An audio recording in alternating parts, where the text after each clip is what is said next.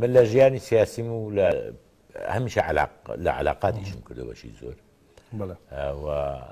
زۆربەی زۆری کە لە ئەوروپاش بووم لە پەیوەندیەکانی لەگە کەناڵ تەلەڤیزیۆن وانە ئاشنا بووم. من پێم وانیە ئینسان لە بەردەم تەلەڤیزیۆن شتێکی جامیدا دەبی لە ژیانی تەبیعی چۆنە وابی یعنی سەرکەوت تۆ ژوای ئێستا وانە بۆیە ئەم پێم وایە مقابلەیەکی وشتی بێ یعنی تەڵتیفێکی تێدا نەبی خەڵک زیاتر لی بێ تاقەت ئەوە ڕقم یەک ڕقم دوو من ئەزانم هینەکەم خوێندەوە هیچ جێگیری سەرۆجاکە لەسەر ئەو پیاوەی کە ئەو ناوی ساریە ساری عادەتەن لە دوای لە بردنەوە لە دۆڕانە کاتی کە قسە دەکە زۆر ئومێد دەدا ئەمنیش هەر لە دایک بە ئومێدەوە لە دایک بووم دەگەی ئەمن جەماعەتی تاریکستان مشتیوانی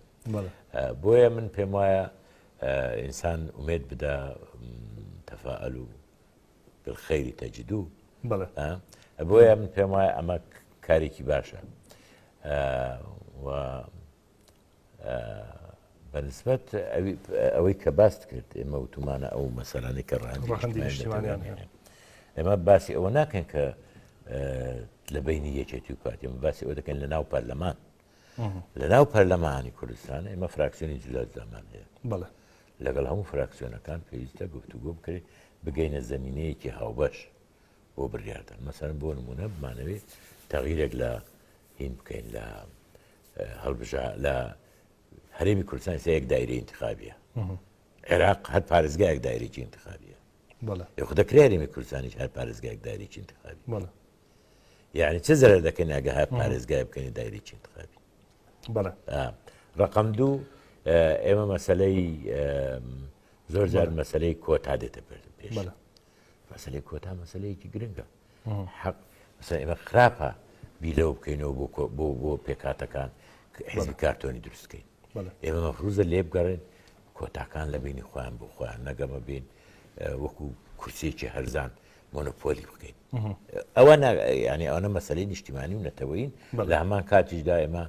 پێویستە لەسەر مەسەلەی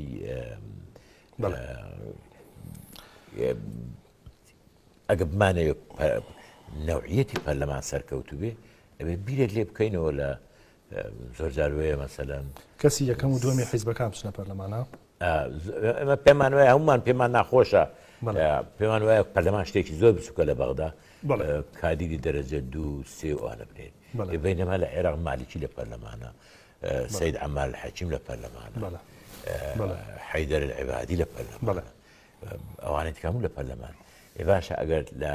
مەکتەبی سیاسی و کەسی یەکەم و دووەم و سێم یا دووەم و سێم و چارەمی حیزبەکان لە پەرلەمان بن زۆر لە مشکلەکان لە بەغدا حەل ناکرێ بە ئاسانتر